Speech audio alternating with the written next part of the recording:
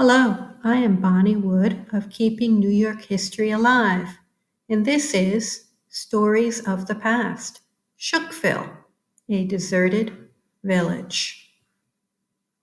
If you wander the winding roads of Milan in Upper Dutchess County, New York, you may miss the hamlet of Shookville on Shookville Road in the blink of an eye.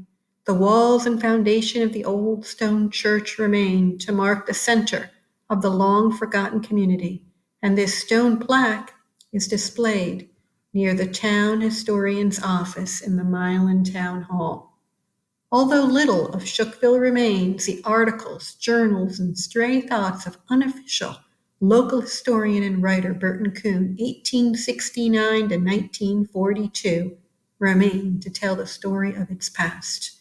In Shookville, Then and Now, published in the Rhinebeck Gazette, he writes, Kate April's house and garden, and the loom that wove such rugged tapestry, have long since disappeared, and only a hedge of tansy and a few clumps of bouncing bet have survived the change.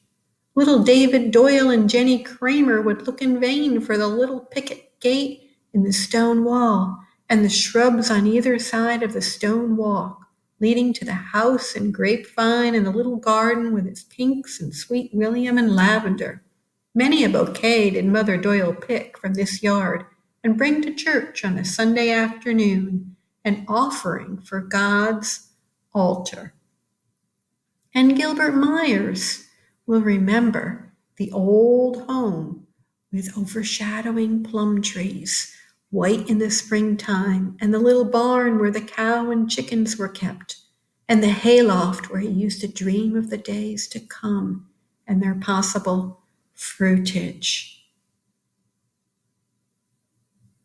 Near the remains of the old stone church, the gravestones of many Shookville residents still stand and tell another story of this deserted village.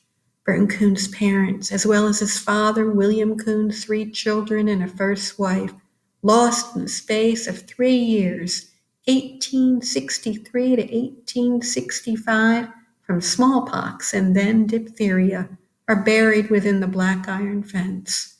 How many others in the hamlet suffered the same fate? William Coon documented his grief in his journal. He described how his teenage daughter Jemima, who was very fond of the little 5-year-old daughter of Philip and Charlotte Cooperneel, was determined to visit the sickly child.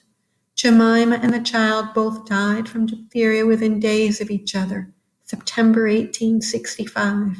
And they are buried inside the iron fence in the old Shookville cemetery, the little one at the feet of the older one, so they are together there in death. At the top of the little one's stone is a figure of a broken rosebud, and underneath her name and age are the words, "Go with me." Her friend went. What more can we discover about Shookville, deserted village?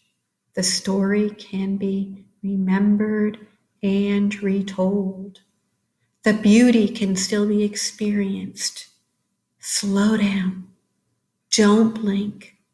Take a stroll or a bike ride and explore the magnificence of nature and feel the history all around.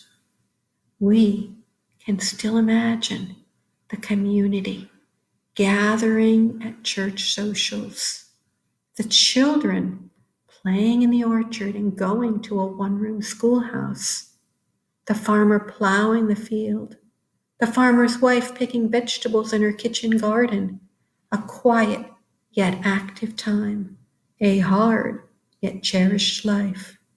Let's end with Burton Coon's closing words in his article, Shookville, Past and Present. Truly we have here a deserted village. Would that some writer with more genius than I have might describe it and tell its story. For these plain people have served their day and generation and made history as certainly as any people anywhere.